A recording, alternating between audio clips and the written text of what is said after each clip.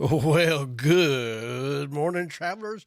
Buckle up, rise and shine, because today is September the 15th, 2025, and straight from the Highly Caffeinated Studio, this is According to Willie B., and I, Will Bryce, am your host for the next half hour or so. So I've been getting a lot of mail lately, and I absolutely love it. Our audience has grown so much on this, far beyond my wildest expectations, and so I've been getting a lot of mail lately about people asking, "How do I start traveling?" And at first I was like, "How do you start traveling?" That's like asking me, "How do you start eating?"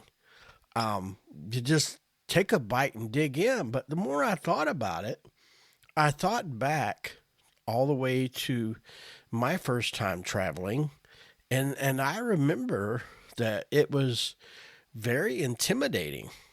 Now, you got to understand, this has been, several years ago, and I even though I grew up in a family that traveled, I wasn't in charge of the destinations nor the travel arrangements or anything like that. So as I became an adult and started, traveling with my own family or, by myself or whatever, I remember, trying to learn the ropes of, you know, where do I go? How do I get there? Where do I stay when I get there? Who's going to feed me while I'm there? I mean, in all honesty, and I'm being totally honest, and some people, if you travel a lot, you're thinking along the lines that I did. You're like, I don't know if I understand the question. How do you start traveling? But when you think back, when you really stop and think back to your first travel or your first two or three travels, we actually were I'm going to say for me, pre internet. So you had paper maps and you had, word of mouth and television, so you had to get your information, or even the libraries. I remember when I first started traveling, my favorite thing to do when I was getting ready to think about going somewhere to planning a destination, that I would go to a bookstore and go to the travel section and buy a book. Um, and I believe Fodors was one of the main ones that you would find in the books in the travel section and they had books on every destination you could possibly imagine. Um, and so you would read that book from cover to cover, and you would try to get out as much information as you could. But the problem with that was, think about how long it takes to write a book, how long it takes to publish a book, how accurate was that information. Which, now, don't get me wrong, you can get information that's not up to date on the internet. If you don't believe me, go book a hotel in a state that you don't know, and then check the pictures that you saw online compared to the actual property, and let me know what the differences are, because I promise you it's going to be a lot. Uh, but, so there was that. Oh, hold on. A faux pas here. Yes, this is the first mistake I've made this week. I forgot to do our travel myths versus truth section, because I got brought off into this subject because I had so many things wrapped up in my mind. But today's travel myth versus truth statement is this: if you travel a lot, are you a traveler or are you a tourist? The answer may surprise you and humor you all at the same time, and that will be at the end of this podcast. Stay tuned for that. So, that book would be out of date way more than your today's internet. So you would have to rely on the information you were given and then basically almost use it, take everything with a grain of salt, so to speak, uh, and just kind of think, well, this is this is what it should be like. I'm sure my experience can be and often was way different than anything you expected. And then you come back home and you're like, yeah, that that book wasn't exactly accurate. Maybe some things were. The name of the town was still the same, but that's about it. So, you know, I really pondered this question because I had multiple people asking me this question, and I thought, if there's this many people asking me this, there's a reason. And so, as I delve into my memory bank and started thinking about when I first started traveling, how intimidating planning a trip was. And let me tell you, if you stop and think, if you travel quite a bit and you think back on your first few trips, you're going to realize it was extremely intimidating. You might not have thought it was at the time, but I promise you, if you stop and think about it now, versus, let's say, if you're going to plan a trip today for even next week, versus when you planned your first trip, you will kind of realize, oh, wow, I had no clue what I was doing. And I know that's true for me. I'm being 100% honest on that. So I thought to myself, I want to tackle this in three ways. And we've got time. We've got time because we leave on the Niagara trip in 11 days. So I've got this week, 2 more weeks, and then we'll come back. So I want to do a 3-part series. Today, we're going to talk about a budget travel. Today's travel kind of step-by-step plan is for someone who has never traveled. And you would be surprised at how many people have never left the town that they grew up in. And if you ask people why that is, you will get an immense amount of different reactions. One of the big ones is travel seems to be expensive to a lot of people. And it is. Travel is not cheap. It's not cheap to stay in a hotel room. It's not cheap to buy the gas or to buy that plane ticket. It's not cheap. I mean, the list goes on. You're talking, if you're at home, you could go out to eat once a week.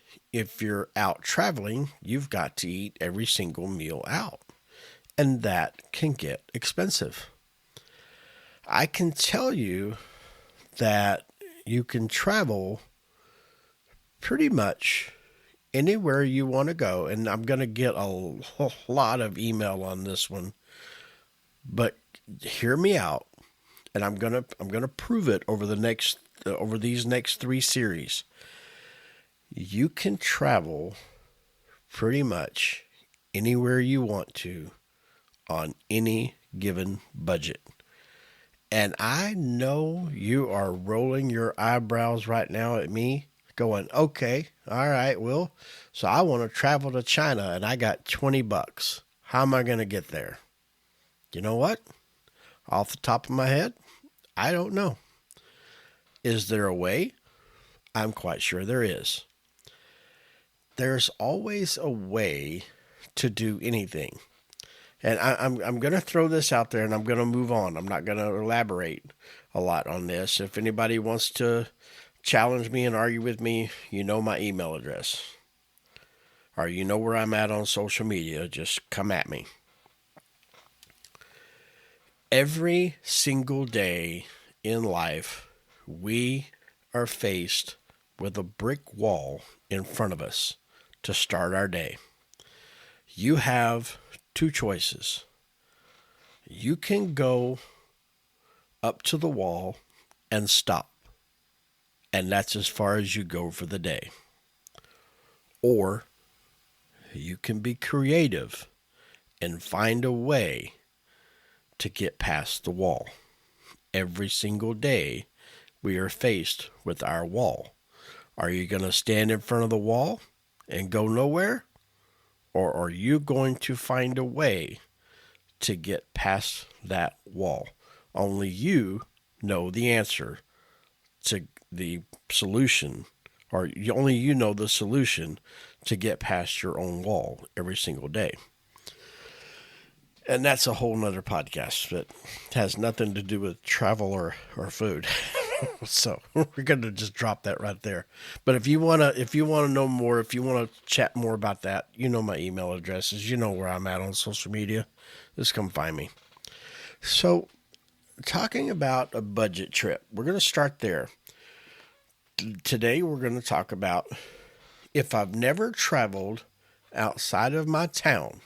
Right now I live in Garner, North Carolina.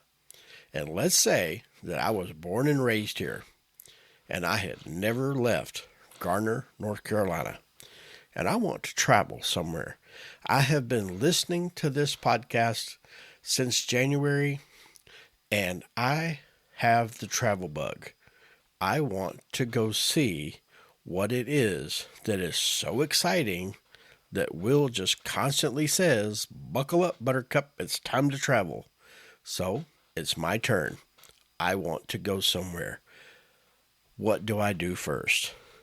So if we're going to say that it's our first trip and we've never gone anywhere, where would we start? I can tell you where I would start now as a seasoned traveler. Where it is funny that I say seasoned traveler because of the travel. So I'm going to say seasoned tourist because that's what I am. I am a tourist. I promise you. And we'll talk about the differences at the end. But I just thought it was funny that I said I'm a seasoned traveler after I just made that statement. It is what it is. Okay. So the first thing that I'm going to do, if I've never left the town I live in, and I know some of you are thinking, why are you starting so small? And if you take the time to talk to people, meet people, get to know people of every walk of life, in everyday occurrences, you will find that there is a massive amount of people that have never left their hometown. So I'm going to start there. And then the next podcast, we'll do something mid-level. And then the third podcast, I'll talk about how you would do a major trip, a luxury trip, a once-in-a-lifetime bucket list trip, if you will. So I've never left the town here where I am. And I've decided that I have the travel bug and I want to go somewhere. Well, the first thing I'm going to do is I'm going to grab a map, preferably, in all honesty, a paper map. And I'll tell you why. I can pull up all kind of fancy maps on my big computer screen, and I can draw circles, squares, triangles, stars, arrows, whatever I want to do. There's something about pulling out a paper travel map and spreading it out. And you know what? Spread it out on the floor. Spread it out on the kitchen table. Immerse yourself in that map. And if we're doing our first budget trip, a small budget trip, get a map of your home state. Okay? Now, we're going to measure out. There'll be a little symbol at the corner of the map telling you, a legend, if you will, telling you how many inches is how many miles. We're going to use that table and we're going to measure out 200 miles in all four directions, north, south, east, and west. Now, make a big circle out of those four arrows. Now we have a 200-mile radius from your home. And if you've never truly went outside of the town that you live in, this is a awesome place to start is a 200-mile radius. Why do I say 200 mile? Well, one, it's very attainable. We're talking a 2-hour drive, right? Well, okay, maybe 3 hour. So let's call it a 3-hour drive, because we don't want to drive too fast, because we want to enjoy the journey, because the journey is part of the destination, correct? So it's a 3-hour drive. If you work Monday through Friday, let's say you get off at 5 o'clock on Friday. If you have everything together, ready to go, you go home, you get your family, your spouse, whoever it is, or just yourself, whoever's going on this trip. You get everything loaded in the car, and off you go. By 8 p.m., you can have reached your destination if you're going to the furthest point. So that's what we're saying. If you're going 3 hours out, 200 miles, then you're going to reach your destination by 8 o'clock. Well, now you can either have already stopped for something to eat, or you can wait till you get to the destination where you're at. But the main thing we got to do is we've got to look at that 200-mile radius and find not necessarily the biggest towns. Start researching, put it in quadrants, divide that 200-mile radius circle into 4, and study those 4 quadrants and see which of those quadrants has the most interesting things to see and do. Use your Google. Do Google searches. Check it out. You would be surprised that some of the smallest towns have some of the biggest offerings. So check it all out. So don't just go for the biggest cities. Look for those smaller towns, research them, take some time, spend some time doing this, and I promise you, this is what's going to make it worth your while. Now, once you decide, you find a location, you're thinking, oh, wow, this town has all these museums, it has these water parks, it has this, it has this, it has this whole old town of shopping. It's like an old Western ghost town. Whatever the case may be, whatever this town has to offer, now you have your destination. Now calculate it out. How far is that? And what time will we arrive?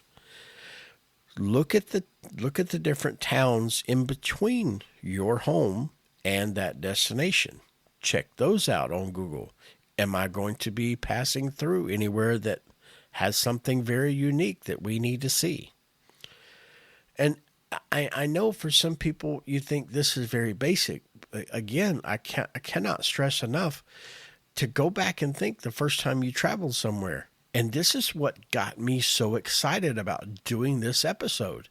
I mean, I honestly have more fun thinking about this episode than I do thinking about talking about doing a bucket, once in a lifetime bucket trip.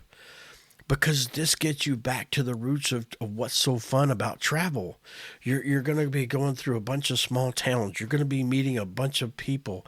You're going to get to. I promise you, if you really make it worth your while, you're going to find people that you may make friends with, that you're friends for life. I mean, I've got people that I'm friends with for life that I've met all the way in Jamaica, that I've met in France, that I've met in all over the world. And that's part of travel. It's about the journey. It's about the culture. It's about the people. It's about experiencing life. And that's what travel is, my friend. So what I'm telling you is you get that paper map and you get into it and you start studying those towns and you make it your life's mission to put that trip together. And then I promise you, it doesn't have to be totally planned out. The only thing you really need to plan is your route and where you're going to sleep. Because I would recommend that you book your hotel room in advance, because you never know what can happen. So you at least want a place to sleep. So now you've got your route. You know the distance. You know how long it'll take you to get there. You know what's in between your home and your destination in case there's something you want to see. And now you get to your destination and you get up the next morning on Saturday morning and you've got the entire day. You've got an entire day. Find a place in that local town that's a mom and pop breakfast. Go have breakfast. Or if you just want coffee, find a coffee shop, a local mom and pop coffee shop in that town. Not some big national chain coffee. That's not what you're looking for. Find that mom and pop connection in the restaurant industry. I promise you, it's going to add to your experience. Ask your server when she comes to the table, hey, we're in town visiting. What do you recommend that we should see today while we're here? Because you may find out about a place that you didn't, because the way algorithms and stuff work on the internet, certain things are going to pop up and some things aren't. And they're like, you know what? There's an antique mall down here and he's only open 1 weekend a month. And this happens to be that weekend. Even if you don't like antiques, you have to go here because Mr. Johnson makes ice cream with a tractor. And I promise you, you can't make this stuff up because there are some of the wildest, craziest things you've ever seen across this country. And Mr. Jones makes ice cream with this tractor. And today is the day. And the whole town will turn out for this because it's the most awesome ice cream you've ever had in your life. And it's not just antiques. It's, it's all these oddities that he's collected from all over the world. You have to go down there and see it because it's only available one time a month. Boom. There you go. There's your hidden gem in your travel plans that you didn't even know about. When you get ready for lunch, same thing. Go find a mom and pop restaurant. Same thing again. Ask the server, hey, we're in town for the day. We went to Mr. Johnson. We had some ice cream. I'm not very hungry, but I had to get a little bit of lunch. I need a little bit of sandwich. Oh, wait, you got to go down here to so-and-so. They're actually doing an air show today. Or they're, whatever the case may be. This is where you're going to find out. But then again, listen to this. Are you ready? This is what I want you to listen for right here. In 3, 2, 1. Silence. Because you may go and there may be nothing going on in that town. However, you are on vacation, my friend. You are now a tourist because you are traveling to a destination that you've never been before, and you are an explorer and you are checking things out. This is what I'm saying is travel. That's what travel is. It's about the experiences. You're there experiencing different things in that town that you've never experienced before. And it's going to weave itself. If you think this is corny, I get it.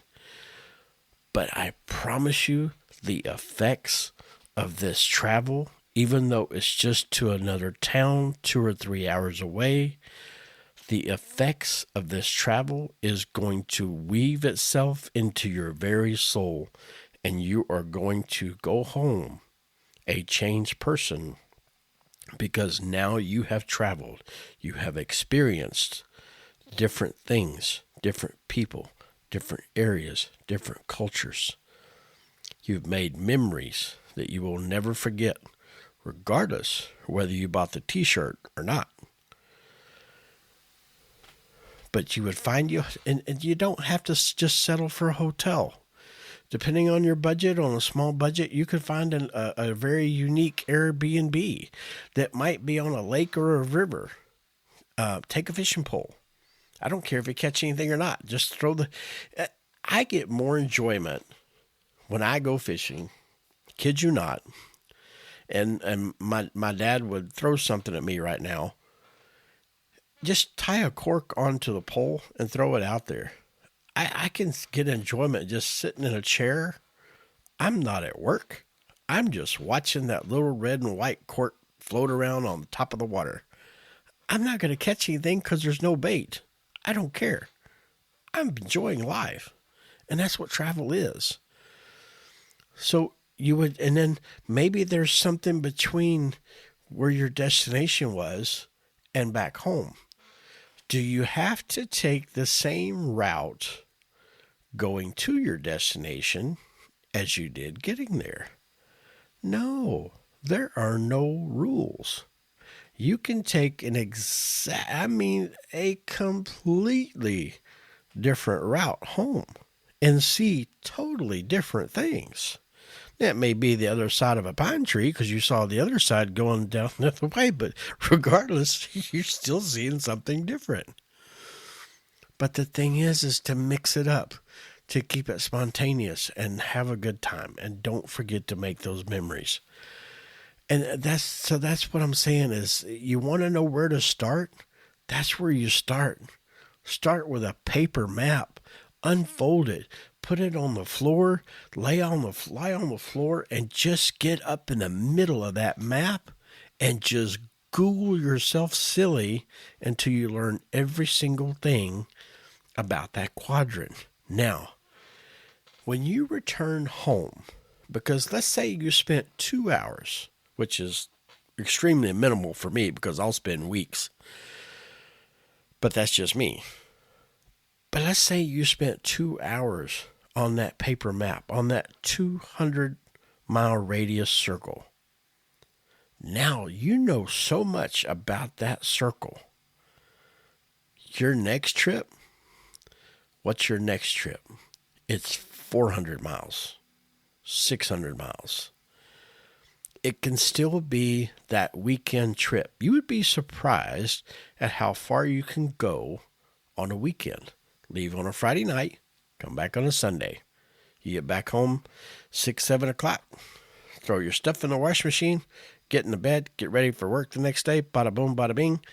You're good to go again. And you've had a fantastic weekend because you went and experienced somewhere new. And then as that trip interweaves itself into your very soul, then you're going to start thinking, wonder where I could fly to. Wonder where I could take a boat to.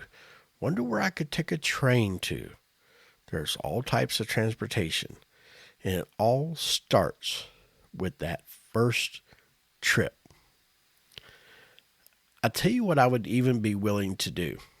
And I've got I'm almost hesitant to say this, but you know what? I'm going to do this. If you've never traveled, I want you to send me an email, and I want you to tell me the town, or let's go this way. Tell me the state that you live in. And I will send you a paper map. If you've never traveled and you're wanting to take your first trip, email me the state you live in, and I will send you a paper map of your state so that you can begin that first journey. It's that important. I kid you not.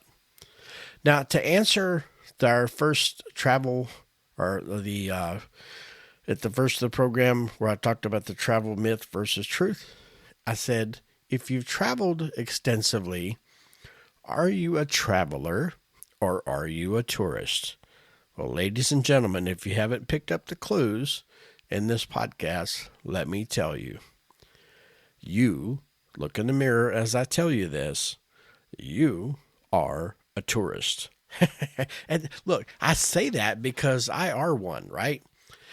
I am the type of tourist that, if you've seen the tourist in the movies, right? He's got the loud Hawaiian print shirt and the little Kodak Insta camera on a strap around his neck, and the, if now just take my face and put that on that image, and that is me. I am a tourist. I will wear the loudest, most obnoxious looking Hawaiian shirts you have ever seen. And I don't like to wait until I get to my destination for it either. Oh, no, no, no. I sport that thing proudly. It's almost like an autographed jersey. I will wear it to the airport. To me, that's part of the fun.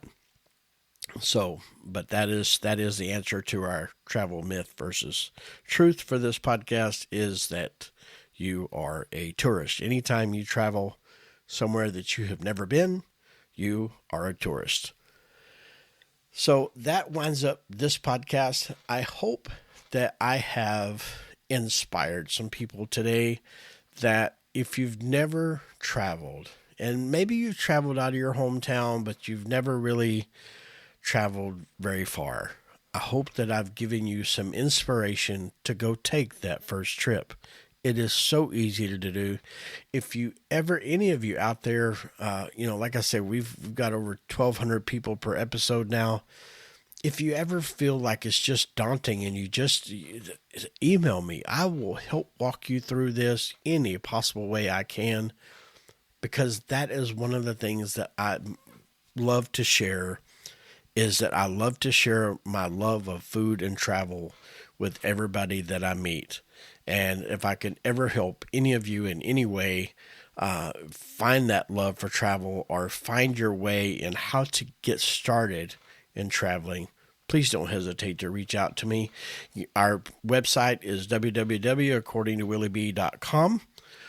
You can email me at accordingtowillieb@gmail.com, or you can email me on culinaryhighway@gmail.com. Any of them will work. And I'm on all the social media with Culinary Highway, TikTok, Instagram, YouTube, Facebook, you name it. It's all out there. So I'm not hard to find. So I do appreciate every single time. Do you realize this is 3 weeks in a row where I've gotten through an entire podcast with no word salads, and the very last statement of the podcast, I make a word salad. I do appreciate each and every one of you. Don't forget to caffeinate and conquer, because that is very important. And I will see all of you right back here next week. Same time, same place. Y'all have a great day. Thank you for listening. Bye-bye.